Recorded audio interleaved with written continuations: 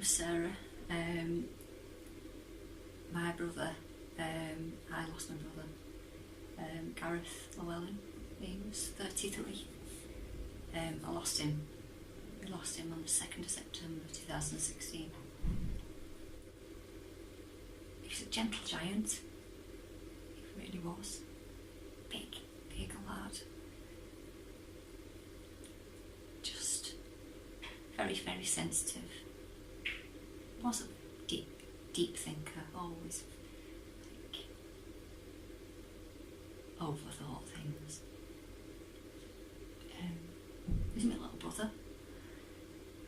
But, you know, I feel like I was supposed to look after.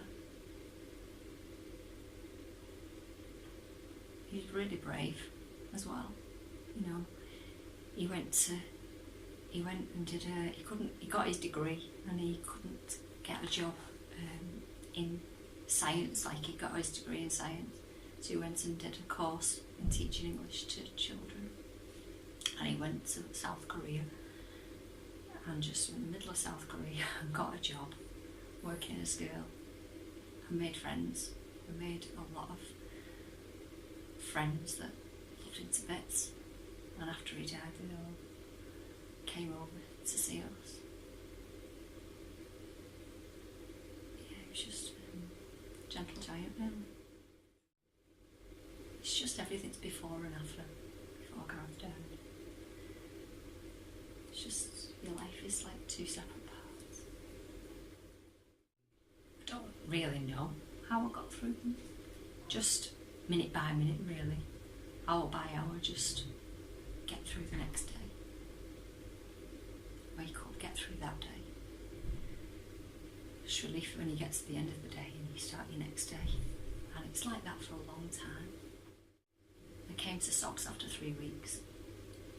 I thought, I just need to be around people that know what I'm going through and how I feel.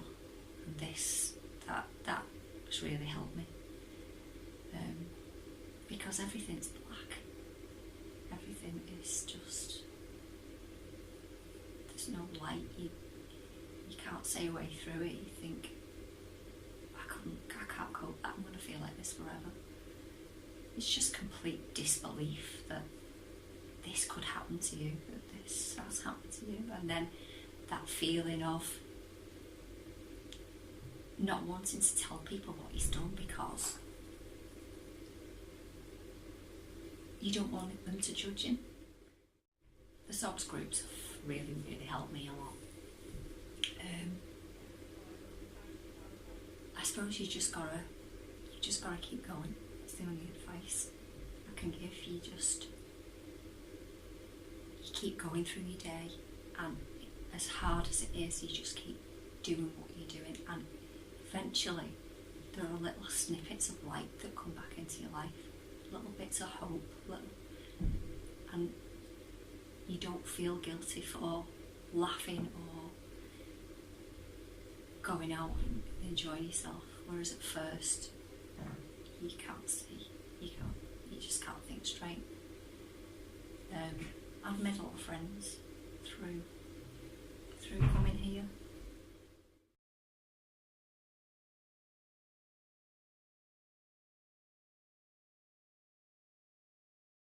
My name's Joanne. I lost my partner, Marcus, 2 years ago in January.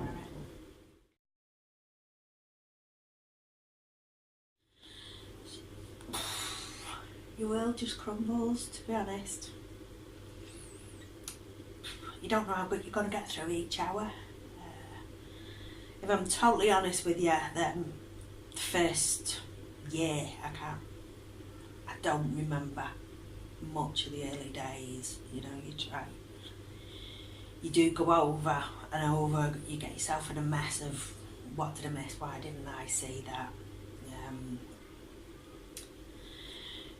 Slowly, you know, I came here, as I said, I've seen counsellors as well, and you learn, you sort of start to breathe, and and instead of taking it an hour at a time, you're going a day at a time and a week at a time, and you do start this other life. They don't go away, but you just start another life on your own with this. I don't gaping hole. You just learn to carry it with you. He was larger than life, handsome, 6 foot, rugby player, and I can honestly say we never ever had a cross word.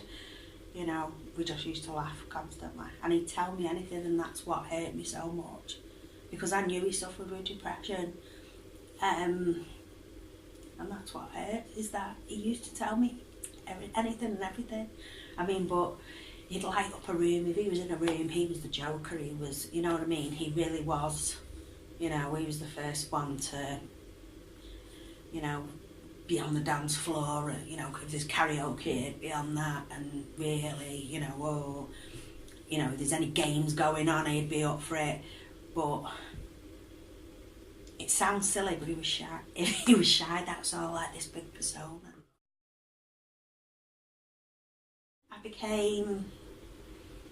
I used to have panic attacks badly, and you know, it's something I never ever suffered with. I started really badly having panic attacks. No confidence in myself, my judgment, I just was like, you know, doubted myself on everything, you know, and I still do it now. If someone says they're ringing me and they don't ring me, I panic. I do panic. I changed my job, you know, so I just didn't want everybody looking at me and she's the one who, it turns your life completely upside down. But touch wood, it does start getting easier. Yeah. You know, you start laughing again, and the guilt you feel when you do start laughing, but you do start coming through it. Talk to people, just really, really talk, open up. Whatever you're feeling, somebody else has felt that, because you do go in some dark places, you know, and there's nothing wrong with you. It's, you know, we've all probably been there, been through it, but it's seeing others, you know, give you hope that, you know, as they've gone on in time, that yeah, you can, you know, you can do it. And you do realise, you look back, and I think coming to group and you've seen people who were coming in and you, and then it hits you, wow, I've come a long way from where I was. You know, we had so much to live for, we'd done so much, we had so much planned. We had young children from a previous relationship, and that's just, no. You know, and he's just missed so much. There's so many people who loved him. You know, the church, to be honest, I can't even remember his funeral. There's very little. But apparently they couldn't even shut the doors because there was that many at the church, outside the church. They were standing in the aisles because he was a larger than life character. He always had a big smile on his face, Polly.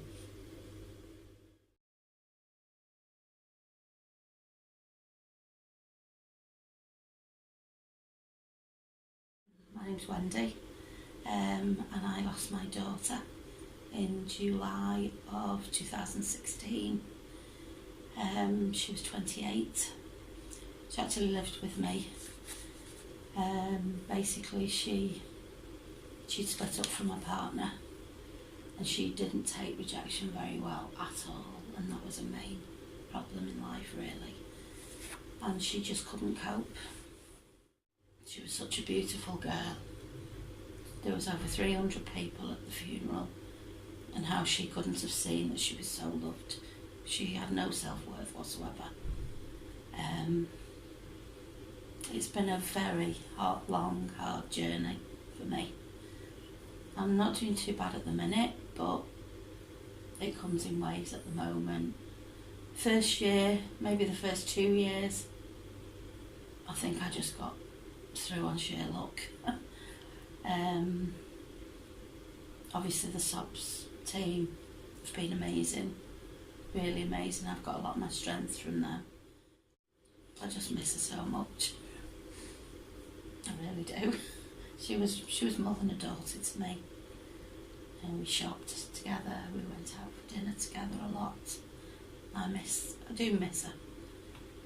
Even her little temper tantrums. And her fleecing me every payday. But yeah, it's very sad.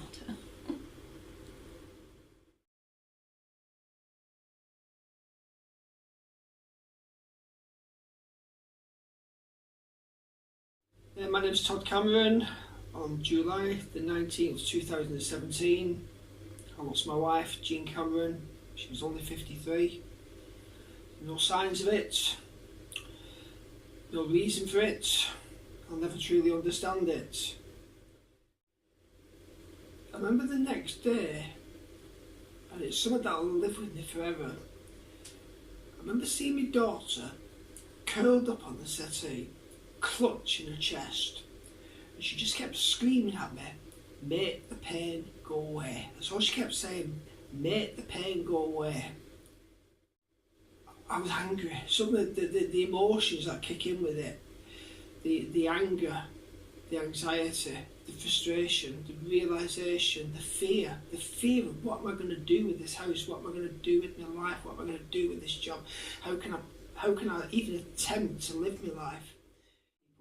You can't buy a book on this. You can't go to Amazon and just say, "I'll have that one, that gives me all the answers," because there aren't answers.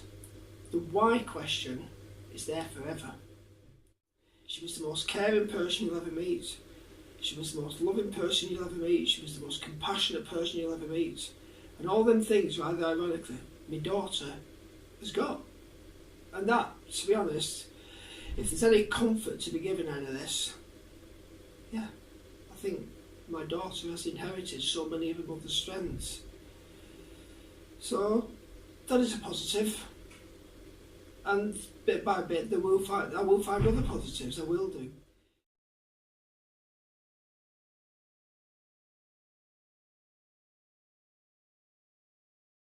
My name's Lisa and I've lost my husband, Peter, who was 51 years old at the time. He died on the 26th of April 2017, which is just coming up to 2 years. I met Peter when I was 15, we'd been together for 33 years, we'd been married for 23, and he was my whole life. He was funny. We're members of the gym, and we have been for about 11 years, David Lloyd and Mosley, and he, you knew when Peter was there, you'd hear him laughing. You know, this classic life and soul of the party he was. We went away on holiday if the family were there, you know, we'd be the naughty one getting like them all in the disco late at night. You know, at the gym he'd have them all laughing. It was very knowledgeable. He would try and help anybody. When Peter first died, it was a sense of shock and not knowing really how I'd continue, because I didn't know anything different. We had 2 children. We still got 2 children. We were also fostering. Peter was the main foster carer.